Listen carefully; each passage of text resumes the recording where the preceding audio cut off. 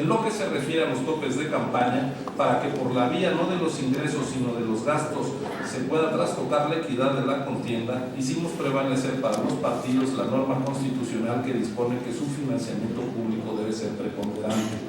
Así que el tope de gasto para cada partido será su financiamiento público y otro tanto equivalente de privado menos un peso, una cifra cercana a los 20.3 millones de pesos.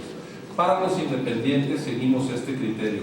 Si todos los partidos pueden gastar en conjunto como tope cerca de 180 millones, esa cifra la dividimos entre 60, el número máximo de candidatos independientes, y obtenemos 3 millones de pesos. Así, cada independiente recibirá dinero público, pero la suma de ese monto más los recursos privados que consiga no podrá superar 3 millones de pesos. En materia de radio y televisión seguimos el mismo criterio. Se dividirán 10 tantos, 9 correspondientes a los partidos políticos y uno más a todos los candidatos independientes. Hemos recibido observaciones críticas de algunos partidos a estas reglas. No las desdeño, pero creo que aplicar la regla legítima de reparto en esta elección en los hechos construiría un valladar infranqueable para los candidatos independientes por el lado de las condiciones de la competencia. Puede afirmarse sin cortapisas que este diseño es el más parejo para la competencia que se haya tenido en una elección constitucional de nuestro país. No hay asimetrías entre partidos y nunca los candidatos independientes habían tenido recursos tan equilibrados y tanta presencia en los tiempos del estadio en radio y televisión como en las reglas electorales que proponemos para el constituyente de la Ciudad de México. Otro tema que causa malestar en algunos actores políticos es la no existencia de precampañas. En efecto, ni los plazos de este proceso, ni la idea de un arranque equitativo entre partidos y candidatos independientes hacían viable incorporar una fase de precampañas como ocurre en las elecciones ordinarias. Pero hay que decirlo, la no existencia de precampañas no daña la autenticidad de la elección del 5 de junio. En todo el mundo democrático, las campañas son una condición indispensable para el voto informado. Sin campañas no hay elecciones genuinas, pero quizás solo en México se da un periodo sui generis de precampañas, que por cierto se iniciaron a partir de 2009, cuando procesos electorales democráticos altamente competitivos y participativos tenemos desde antes. Me hago cargo también de la objeción a que cada ciudadano de la Ciudad de México pueda dar su respaldo hasta 5 candidatos independientes para que lleguen a la boleta electoral. De ninguna manera se desacata el mandato del decreto constitucional de que cada aspirante a candidato independiente tenga que reunir para obtener su lugar en la boleta el respaldo del 1% del padrón de la capital del país. Todos y cada uno de ellos deberán obtener 73,000 firmas, no una quinta parte de ese número. Eso sí, si se restringiera a cada ciudadano respaldar la llegada a la boleta de un solo candidato independiente, nos llevaría a que para que hubiera 60 candidaturas independientes sería necesario reunir firmas del 60% del padrón del DF, es decir, cerca de 4,5 millones de firmas de apoyo, una cifra superior incluso a los ciudadanos que salieron a votar el pasado 7 de junio de 2015 en la capital. Fíjense, votaron 3,250,000 ciudadanos y al conjunto de los independientes les pediríamos esa cifra y 1,250,000 firmas más, así o más posterior. Por eso hemos decidido no impedir que un ciudadano pueda apoyar hasta 5 aspirantes a llegar a la boleta. Luego, obviamente, solo se votará por uno. No hay planillas, no hay remedios de papel. Muchas gracias. Gracias, consejero Murayama. Si lo acepta el consejero Murayama, encantado. Sí. Adelante, licenciado Pablo. Me sentí aludido con eso de así o más o menos. Tienen que ser 60 los independientes. Tienen que ser 60. Es la idea del INE. Abrir para que haya 60. O abrir para que haya 5.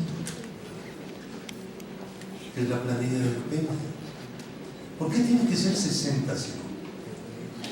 ¿Por qué tenemos que hacer los cálculos que tú hiciste considerando hipotéticamente hasta 60?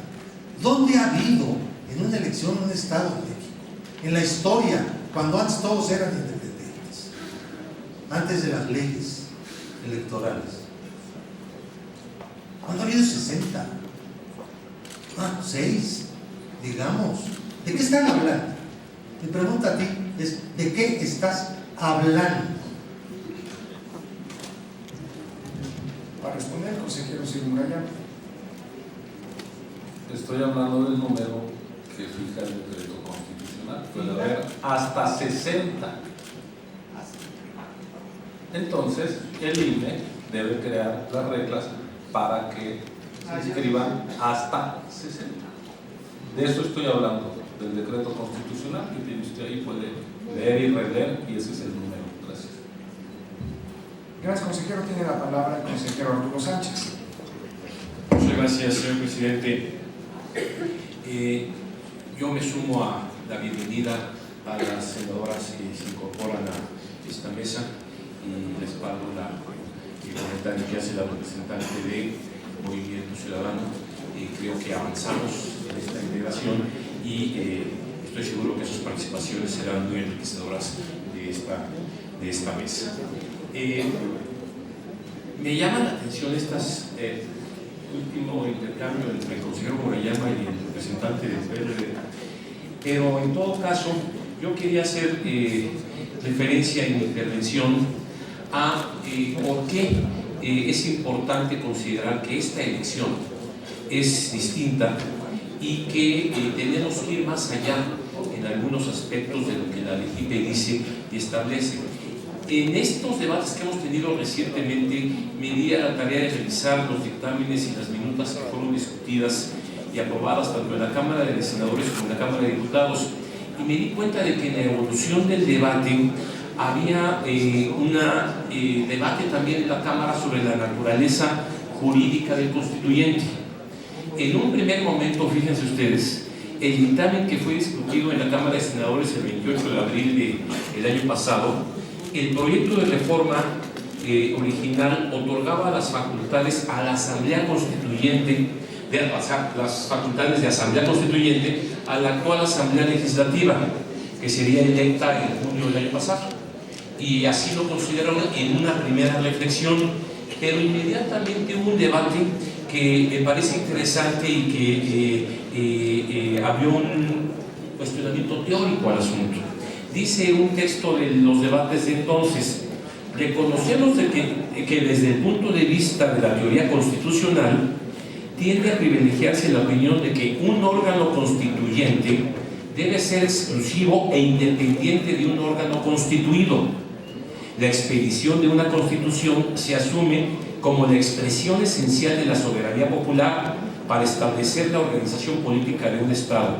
En tal virtud, decían los legisladores, el órgano que la emite habría de ser convocado de manera específica para que la expresión de la soberanía popular, mediante la elección de sus representantes al órgano constituyente, cuenten con el mandato específico de la soberanía.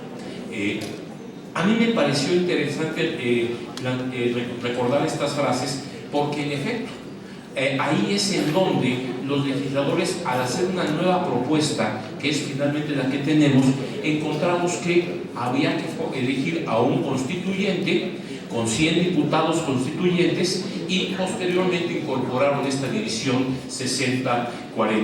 Tema, por cierto, que yo no voy a discutir porque está en el decreto. El Instituto Nacional Electoral, nos guste o no nos guste que haya 40 designados por quienes nos vayan a designar, pues no está dentro de nuestras competencias, incluso para el tema de que se mencionaba anteriormente de paridad de género. Nosotros ni siquiera podemos ordenarle al presidente de la República que de los 6 que va a nombrar sean 3 hombres y 3 mujeres. Sí podemos llamar a que eso ocurra, pero no lo podemos ordenar. Bien, cuando se establece entonces este carácter de un constituyente que sea distinto, independiente, distinto a los poderes constituidos, es en donde cobra relevancia las candidaturas independientes. Yo creo que por eso, ya no está el representante del PRD, yo creo que por eso en la base octava dice que el proceso electoral se ajustará a las reglas generales que apruebe el Consejo General del Instituto Nacional Electoral, y dice específicamente: dichas reglas deberán regular el proceso en atención a la finalidad del mismo, que es elegir una asamblea constituyente distinta a un órgano constituido, de acuerdo con los propios debates de los señores legisladores. En consecuencia, haciendo una interpretación de esta manera, sí creo que cabe mencionar muchos de los aportes que tratamos de poner en esta convocatoria que retomó adecuadamente la senadora Dolores